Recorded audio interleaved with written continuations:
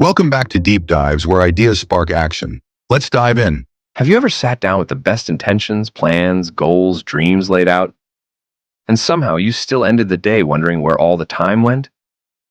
If that sounds familiar, you're not alone. We live in a world where distraction isn't the exception, it's the norm. Notifications, noise, endless scrolling. But here's the thing, you can achieve anything you want if you learn how to stay present. Let me tell you a story. There was a monk who once said, "When I eat, I eat. When I walk, I walk. When I sit, I sit." Simple, right? But think about it.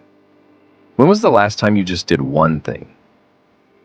Most of us try to sprint through life multitasking, but real progress comes when we slow down. Not doing more, but doing less with more intention. I remember a time when I couldn't write even one page without checking my phone 10 times. So I made a rule, just 10 minutes a day.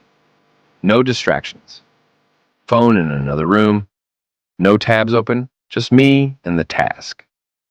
At first, it felt impossible. But then, something clicked.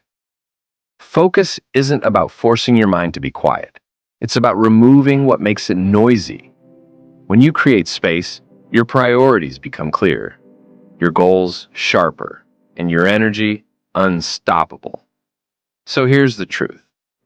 You don't need more hours in the day. You need fewer distractions than the ones you already have. Close your apps, take a breath, choose one thing, and give it everything. That's how you start winning. Because in the end, success isn't loud. It's quiet, focused, and deeply personal. If this made you pause and think, maybe it's time to start living less distracted and more deliberately, you've got this, one moment at a time.